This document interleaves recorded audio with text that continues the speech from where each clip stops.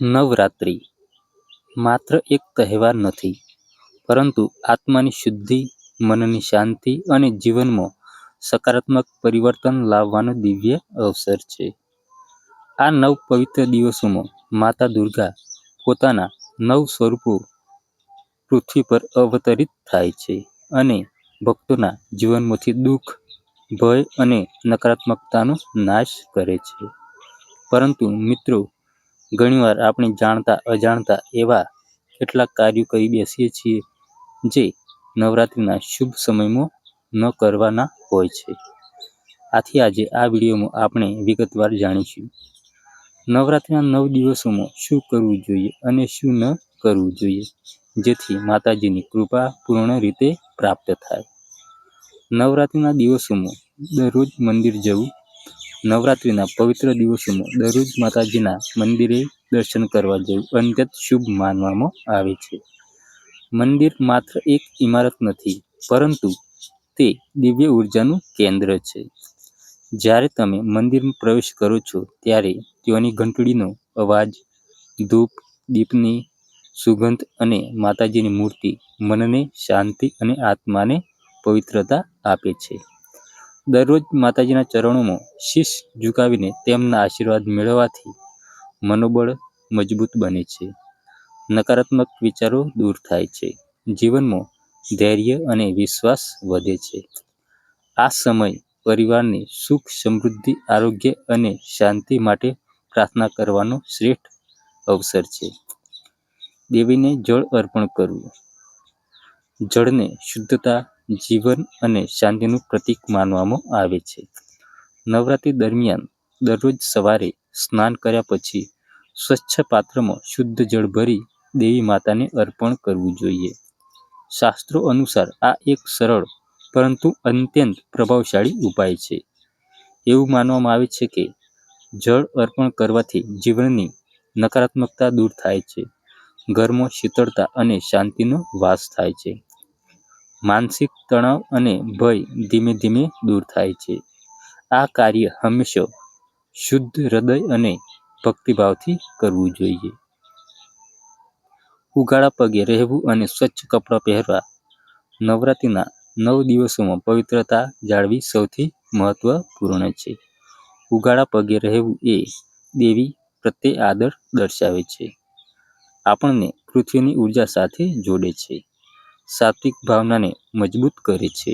આ સાથે દરરોજ સ્નાન કરવું, ધોયેલા અને સ્વચ્છ વસ્ત્રો પહેરવા, શક્ય હોય ત્યાં સુધી હળવા, સાત્વિક રંગો પસંદ કરવું. આ બધાથી શારીરિક સાથે માનસિક શુદ્ધિ પણ જળવાય છે, જે પૂજા માટે અત્યંત આવશ્યક છે.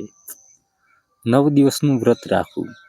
નવરાત્રિનું વ્રત માત્ર ભૂખ્યા રહેવું નથી, પરંતુ તે શરીર, મન અને ઇન્દ્રિયો પર નિયંત્રણ રાખવાની સાધના છે.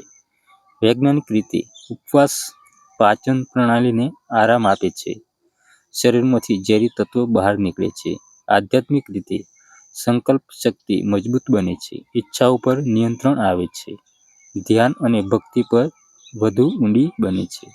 કળિયુગમાં આ વ્રતને મહાન તપસ્યા સમાન ગણવામાં આવે છે, જેના દ્વારા ભક્ત માતાજીની વિશેષ કૃપા પ્રાપ્ત થાય છે. 9 દિવસ સુધી દેવીનો વિશેષ શૃંગાર. દેવી માતાની મૂર્તિ કે છબીનો શૃંગાર કરવો એ પ્રેમ અને શ્રદ્ધાની અભિવ્યક્તિ છે. દરરોજ સુંદર વસ્ત્ર, તાજા ફૂલોની માળા, ચંદન, કુમકુમ અને આભૂષણ. આ શૃંગારથી પૂજા સ્થળ દિવ્ય અને જીવંત બને છે. ઘરનું વાતાવરણ સકારાત્મક ઉર્જાથી ભરાઈ જાય છે. એવું માનવામાં આવે છે કે ઘરમાં દેવીનો સુંદર શૃંગાર થાય છે ત્યાં માતાજી સૌંદર્ય, સુખ અને સમૃદ્ધિ વરસાવે છે. અષ્ટમી પર કન્યાપૂજન અને ભોજન. નવરાત્રિનો 8મો દિવસ અષ્ટમી તિથિ અત્યંત પવિત્ર છે. આ દિવસે વિશેષ પૂજા, હવન, કન્યાપૂજન, નાની બાળાઓને દેવીનું સ્વરૂપ માનીને તેમના પગ ધોવા, તિલક કરવું, પ્રેમપૂર્વક ભોજન કરાવવું. આ કાર્યથી મા દુર્ગા અત્યંત પ્રસન્ન થાય છે અને ભક્તને મનોવાંછિત ફળ આપે છે. માતાની અખંડ જ્યોત પ્રગટાવવી. અખંડ જ્યોત એટલે દેવીની દિવ્ય હાજરીનું પ્રતીક. નવરાત્રિના પ્રથમ દિવસે શુદ્ધ દેશી ઘીનો દીવો પ્રગટાવો. 9 દિવસ સુધી અખંડ રાખવો.